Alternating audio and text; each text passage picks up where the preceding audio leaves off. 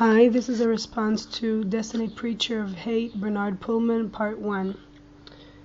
It has been said in the video, Bernard Poolman's comments on Jewish people suggest he is anti-Semitic. Bernard Poolman's comments of Jewish people suggest that he is anti-Semitic. I'm Israeli and I'm Jewish, and at first I was very disturbed at some of the things I saw on the Destiny website and some of the things I heard Bernard Poolman say. And within myself, I had a reaction towards some of the things I saw, because in my mind as well, I thought, what, they believe in Hitler, they are against Jewish people. I had lots of reactions. What I found was that all these reactions are pointing to something within me. And it was interesting because everything they say about Jewish people that I can consider as anti-Semitic, they say similar things about any belief system and any religion. I, because I was Jewish, took it personally, and I saw it as an attack against me because I define myself as being Jewish. And I saw the Jewish people as a group of people that others that are non-Jewish can attack. And this is just, again, just showing the amount of separation that religion has. Just shows how much religion is the cause of separation. By me thinking that because I'm Jewish, I'm being attacked by non-Jewish people, I'm using the, being Jewish as a point of separation. And that's what it goes to show. Everything in Destiny points to oneness and equality. Anything that comes in the way of oneness and equality must be looked at. What Bernard does when he points out all his comments about Jewish people or any other religion, it creates within me this reaction, or any of us a reaction, and then we have the opportunity to look and see what exactly are we reacting to, what is the trigger point of our reaction. Are we in fact standing within the principle of oneness and equality? And one sees that they don't. I mean, you cannot participate both in religion and support equality and oneness. It just doesn't go hand in hand. And the more you research this, or the more I have researched this, I could see the contradiction between the two. I cannot support life and support oneness and equality and support doing what's best for all, but at the same time fight to support my religion and insist in holding on to my belief system and my religion, feeling special for being the chosen people, and feeling unique than other religions and having different cultures and so on and so forth. So all this is the point of Judaism, the point that stirs up, that people think, just as I have thought in the beginning when I was first introduced to Destiny, and in the beginning when I was researching and going through the material. Like I said before, I had major resistance towards this point of, are they anti-Semitic? Should I worry? I'm a Jewish. What if they turn on me? All these fears came up from within me purely for the reason of me participating with the separation through religion. And bottom line, the bottom line is that everything that Destiny stands for is equality.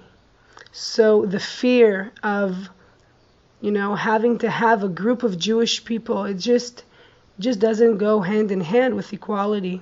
Doesn't go hand in hand with oneness. It's just living through the fear, living from the past, the fear of the past. There was the Holocaust, and now we live in fear. What if anything happens to us? We have to live in fear to protect ourselves. That's what we tell ourselves. And I'm just not willing to participate with that anymore. I'm not willing to participate in accepting and allowing this fear of being prosecuted for my religion to direct me, because I'm not defined by this religion, and I'm not going to be directed by fear. So again, the way I see it, and then the way I went through this resistance was just through seeing that he is pushing our buttons, lots of the things that we react to while watching these videos, it's not really that he says anything specifically against quote-unquote us. He's saying things and we are reacting to them. He is not pushing our buttons, we are pushing our own buttons. We are, through this, allowing ourselves to see what buttons we have to be pushed. Are we going to live our lives with these hidden buttons that anybody can push them? Or are we going to diffuse them? To diffuse them, we have to first see them. We have to see the buttons which we have created and allowed ourselves to exist as. That's why these videos are actually very supportive.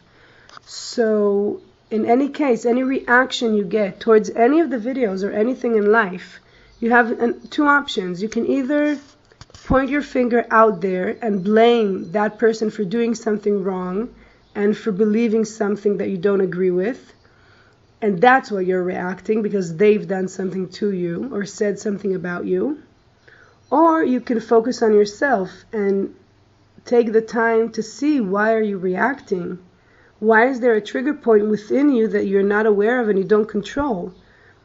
How can there be something within you that operates without you wanting it to operate? It has power over you.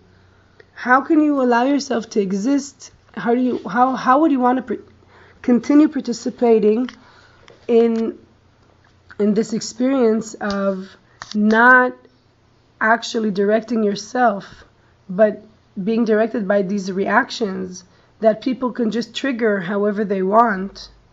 That's why we are living in a controlled society. That's how media and people in control can have power over us, by triggering these points. We're like puppets.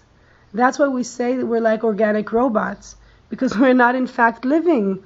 We're just going from one reaction to the next.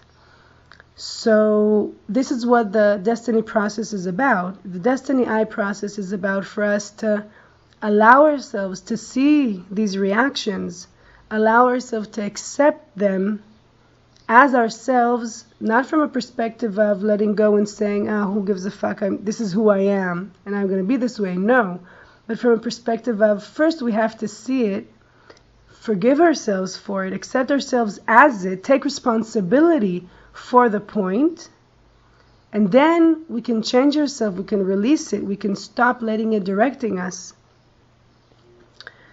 So again, all these points, anti-Semitic, Hitler, all these points that come up, that you react towards, it's a gift for you to forgive yourself for all these trigger points.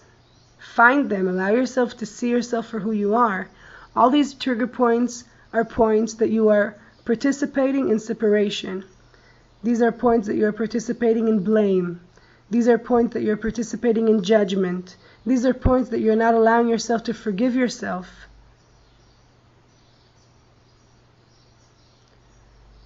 These are points that you can start your process through. This is your gateway in the process.